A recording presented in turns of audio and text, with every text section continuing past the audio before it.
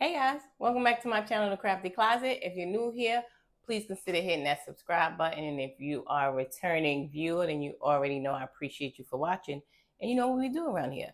So today I'm going to show you guys how to do sublimation. But we're doing true sublimation, which means you can only achieve that if you have a shirt that is 100% polyester.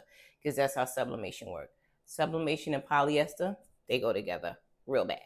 So I have a polyester 100% t-shirt. I have some sublimation. I'm gonna show you guys how I put this shirt together. It's a really cute and easy, fun project. I think you'll like it. So all you gotta do is stick around. 100% true sublimation coming right up. Don't go nowhere, y'all.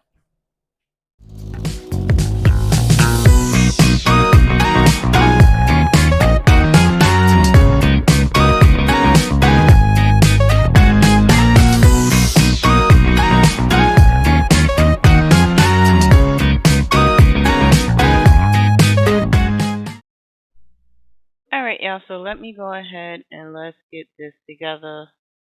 Real simple. Let me show you the image I'm using. So first thing I'm doing is this is the image I chose. This is really cute, right? So I got this image off of Etsy. This is a PNG image. Remember, PNG images are what you need for sublimation. So this is cute. This is all there is to it. Next, I thought that it was a little, I don't know. In my head, I needed to I needed it to fill the shirt out a little more. So if we go and we see the size of the image, so you see it's almost 7.5 by 9.53. That's why you chose that longer sublimation paper so it could, stretch down the front of the shirt. Now, when I did a test run on this, and I said, it was just a little, I don't know, it needed a little something, so I decided to add a little extra, just to make it look bigger on the shirt. So what I did was I added some hearts. So I did this, and then we're gonna do this, and then we're gonna do this. So I see how I made it look a little better, a little cuter, just to fill out the shirt more. And if we go ahead and check the size out, now the size is 9.7 by 11.86. So that will take up most of the front of the shirt, which is what I wanted in the beginning. So that's it. This was really simple. Remember, these are all PNG images. These hearts are just half hearts I found in Design Space by going to images and typing in half heart. And all I did was change them from basic cut to print and cut. So what you would do is, if you wanted to do, even if you don't want to do these half hearts and you want to do something else, you're just going to go to images. You type in whatever you want. And let's see. I did half heart, right? Half heart. See, so it gives you a whole bunch of ideas. Let's suppose you want this one, which is the one I chose. This is just a quick little lesson, y'all. It's going to come in as a basic cut. Now, y'all know basic cut means you're cutting it out on the Cricut. Now, what is going on here? Okay, there we go. So, basic cut means you'll be cutting it out in the Cricut. We're not using the Cricut today. So, you're going to go ahead and make sure you change it to a print and cut. And that's it. It'll already be set for what you need to print it out to put it on your shirt. All right, so let's delete you. Hope y'all understood that quick lesson right here. This is the shirt we putting together. Now, all we got to do is go ahead, print these out on our printer, and then we're going to press it. And just to give you an idea of what it should look like once we're done, this white background could serve as our white t-shirt, and it should give exactly how we got it.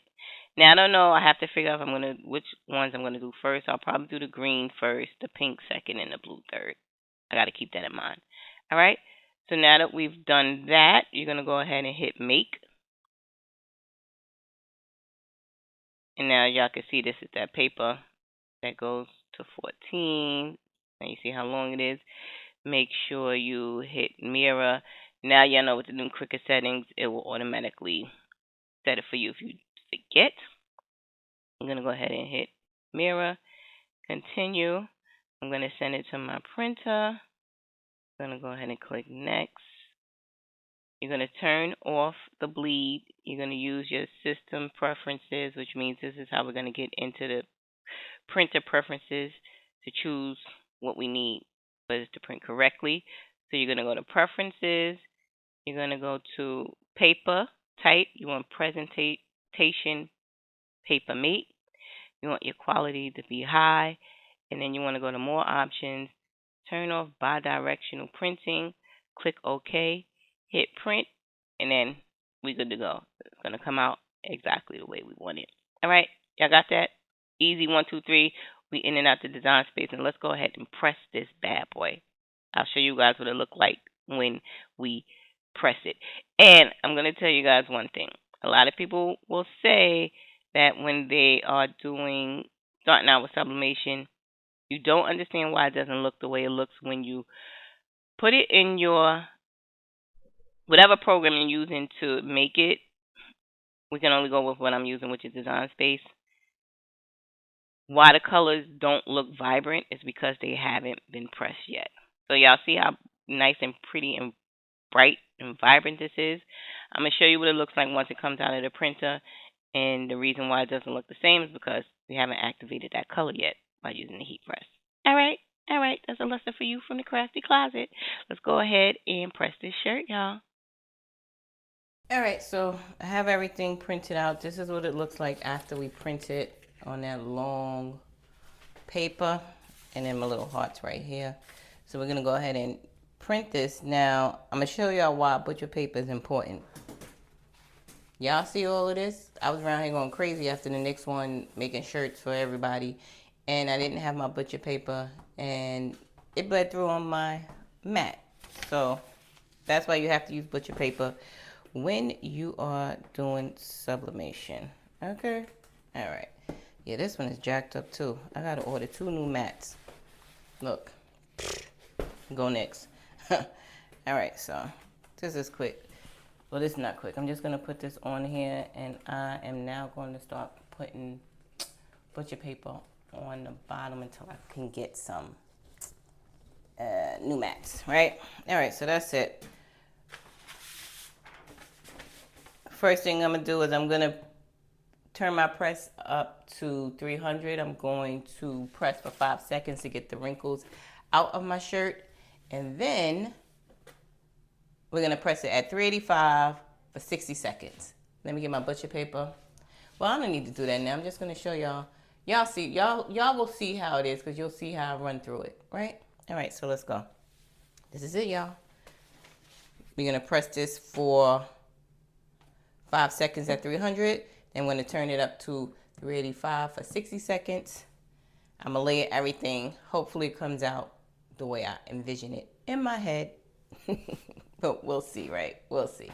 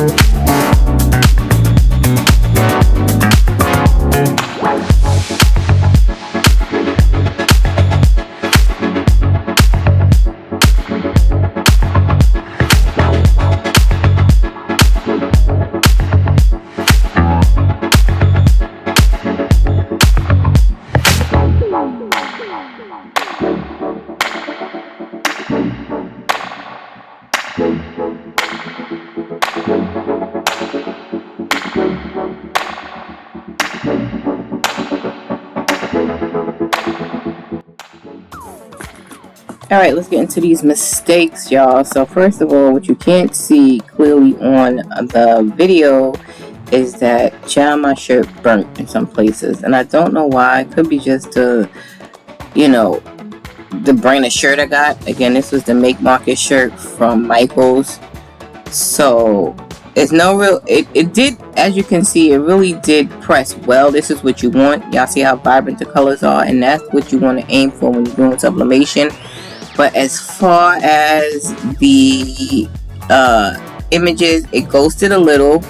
I didn't secure my last image, the big, girls and professor image, so it shifted and moved. Then there was a little green spot that I don't know how that got there. So there is a lot of ghosting, but it's good for what I want to show y'all. Y'all know I don't do perfect. I do the very best I can. Hope y'all enjoyed the video.